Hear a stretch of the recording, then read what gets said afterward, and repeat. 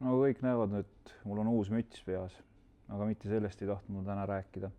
Tegelikult on meil lõpuks kõik suurused Westini uued kahlamissaapad koha peal olemas. Nii kummitallaga kui vilttallaga. Mõlemal juhul on olemas ka naelad, mida saad alla kruttida titaanist, et põhimõtteliselt kui saabas ei kesta, siis nael kestab kindlasti. Aga saapad on head, saapad on hea kujuga eestlase jala jaoks, selles osas nagu päkapealt on laiad ja siukse mõnusa kaaluga, ei ole nagu sangpommid käes, aga noh, teistpidi